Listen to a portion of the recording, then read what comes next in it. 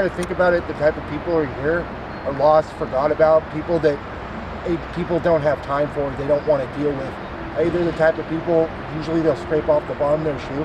Criminals breaking in, and I show that to a police officer, and I ask them to go down into the jungle where the items went, because we watched it on the video, and they won't do it. They're scared to go down in the jungle.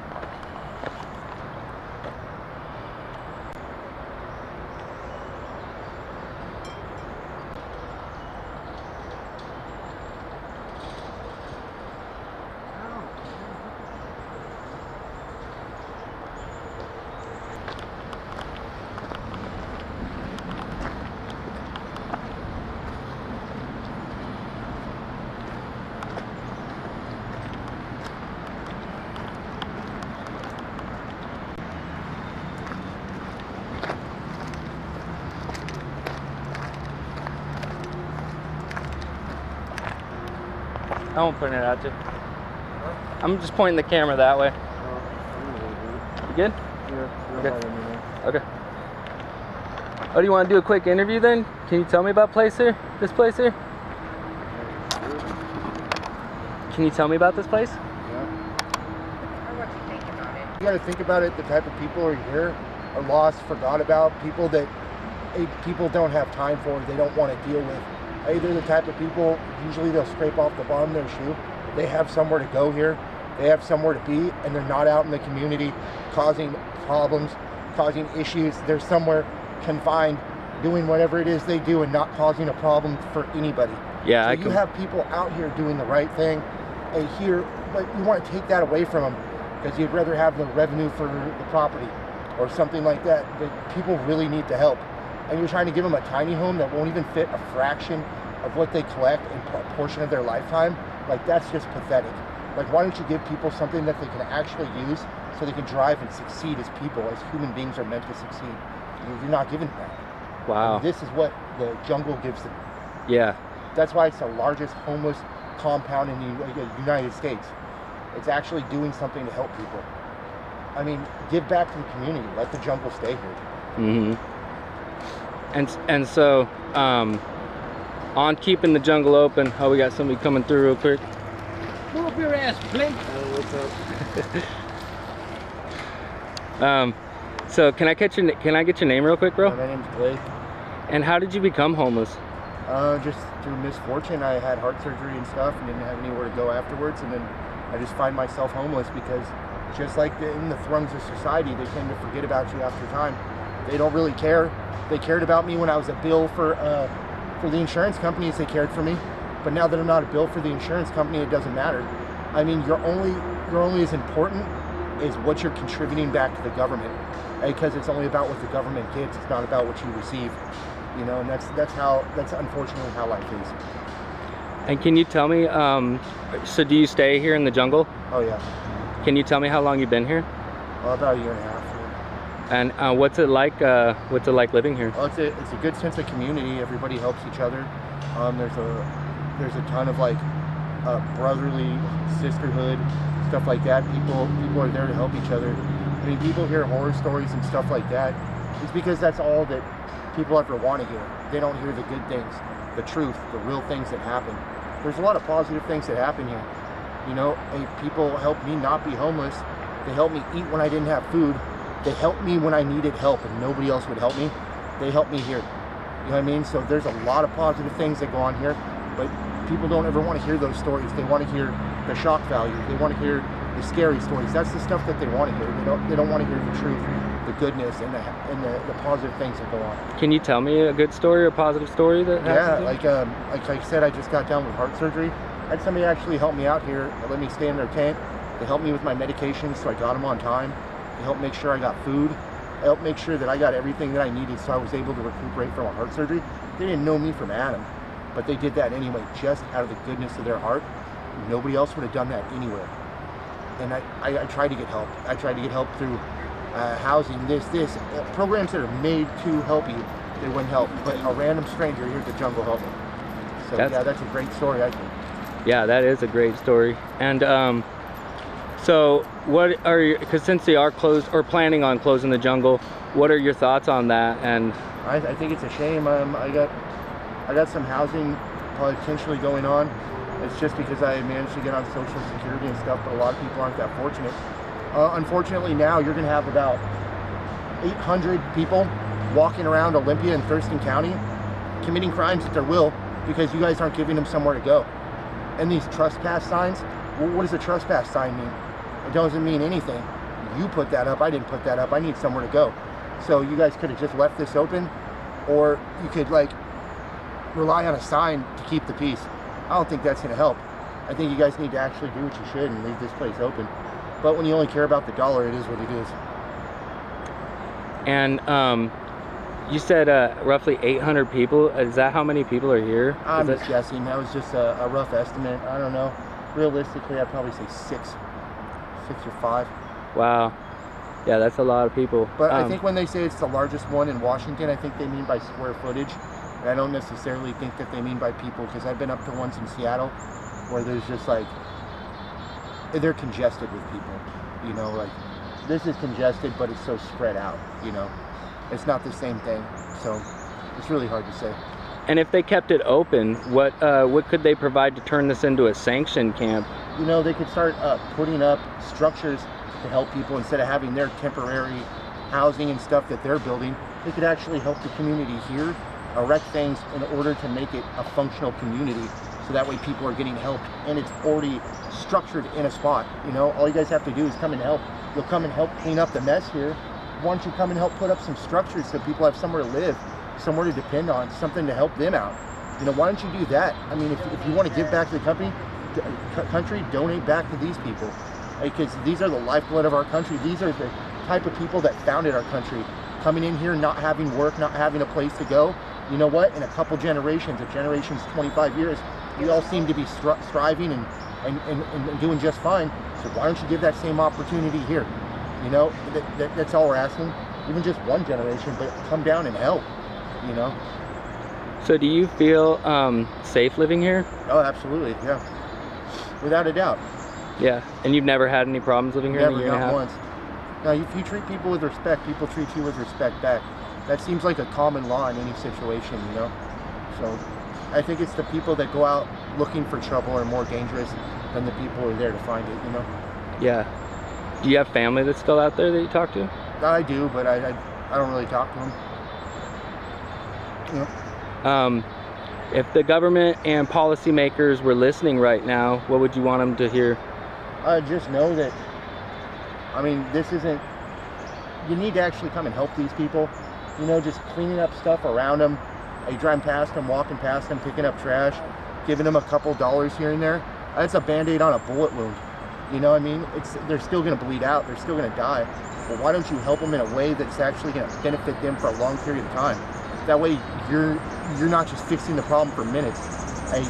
You're fixing it for the future. You know, because that's what fixing a problem is. Making sure that it doesn't continue, doesn't keep going. You know, it's stopping it where it is. You know, that's fixing a problem, not just making sure momentarily it's taken care of. That's not fixing. That's like what the medical companies do. They'll treat something, but they won't fix it. It's the same thing that the government's trying to do. And if you could make a point to why they shouldn't close the jungle, what would you say? I would just say that there's people out there, and it's these people. They need help. They already have a place that they're at. All they have to do is come and restructure it, and they can make it perfect shape. They could even finance it so they're making money. They can make money off of it. You know what I mean? I know they like hearing that. So why don't they just do that in order to keep the people where they are, not have to relocate them? They're going to have a billion more problems when they get these people out of here, a billion more, believe me. So keeping them here is in their best interest. And if they think that it's not, they're fools. I mean, think about the things that are going to happen when you just take 600-800 people and you just push them out off and tell them, okay, you're gone. Well, what do you think's going to happen those first few nights, those first month, the first this? Man, the police patrols are going to be up, this is going to be up. Hey, you guys need to just, why don't you just take that there's already a nice core outline here and work with that to get it fixed? Yeah. That's all I really got to say.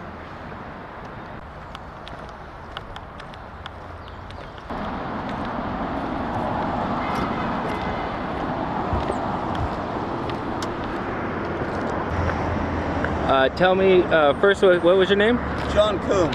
John Coons, and you're part of the business. I own the RV business here. Our family owns the property. Oh, you're the man. Uh-huh. Oh, that's awesome. And so, what do you think about this homeless camp that's right here behind your business? I don't think that the city manages it properly, and I don't think it belongs here. And I think that they need to come up with some kind of different solutions and not make it the public's problem to deal with the mess. So, you know, they throw the mess on the business owners that surround this, and this has been going on for at least a good 10 years now. So, can you tell me about some of the kind of problems you've had with the homeless camp? Well, the people walk through here on my property day and night. I have cameras all over the place, and they walk through here and do things like they own the property. They have no respect for the boundaries of our business property. When they have their own path to walk out here to the sidewalk and use it, they choose to just climb up over the wall here on the property line and walk across like they own the place, and it's not really right. Have you had problems with theft or? Yes, we've had continual problems for the last 10 years of vandalism and break-ins to RVs, and it happens just about non-stop. The RVs they jimmy doors open, they bend locks, they ruin things. Just last year I had a travel trailer sitting here along this edge of the property for sale, and they pried the door open and they went inside and they stole the mattress, the bunk mattresses, and all of the dinette cushions out of it. The whole thing, the problem itself with freight and the cost of the materials cost me $7,000. And I didn't claim it on my insurance because I try to keep my insurance affordable. You know, we try to deal with anything small that we can handle. The $7,000 was not small, and it added to the cost of the RV and the lack of profit when I went to sell it. And it was impossible to get exact matching components. But that's just one instance of things that's happened. We always take the propane tanks and batteries off the front of the RVs because as soon as they land here and the people in the woods see that they're there, they'll steal the batteries and propane tanks. And we have to keep the RVs locked day and night, and it takes extra effort to walk in and get the keys to them to show a customer because of that. Years ago, before this jungle was here, we never had to do things like that. We could leave the RVs open all day and let customers show up and walk around through them. Has it affected customers and stuff like that? Yes, we are in the business of selling RVs on consignment. That's a big part of our business. And our customers that own RVs are concerned about leaving them here to sell on consignment because of these things. You know, word gets around eventually that we have these problems. I try to muffle that a little bit because I need the RVs to come so I can sell them. It's how I make my income, along with the service work we do. So if you could tell the policymakers and the lawmakers at the Capitol one thing if they were listening, what would you tell them? To take care of the problem properly. When I call and say that I have video of criminals breaking in that are obviously from right next door because they have no vehicle, and I have video of them stealing something out of an RV at 5:30 in the morning on a Monday morning, and I show that to a police officer, and I ask them to go down into the jungle where the items went because we watched it on the video. They won't do it. They will not go down in the jungle and try to find the stuff. They're scared to go down in the jungle. So if they're scared to go down in the jungle, why shouldn't we be scared of the people that live down there coming through our property day and night? So the police won't go down there? No, not unless there's a big group of them and they're looking for someone that killed somebody, or they're looking for someone that's some kind of a criminal. One day we had the place surrounded with police cars, and they were looking for escaped prisoners, and they found them. There was 3 of them, and they were hiding all over our property here so that they could find them and not let them slip through. And so have you had problems with vandalism too then? Non-stop problems with vandalism, yes. Can you tell me about the fence issue that you were talking about to me? The fence? Well, they climb up and walk around the fence to get on our property. But on the other side of the sheet metal fence, they've tagged it with spray paint. Somebody comes along and paints this wall every once in a while, a good citizen, I don't know who it is, because it gets tagged constantly. Wow. Is there anything else you'd like to say about the jungle or them possibly closing it? I'd like to see it get closed. I'd like to see the city do something about the real problem.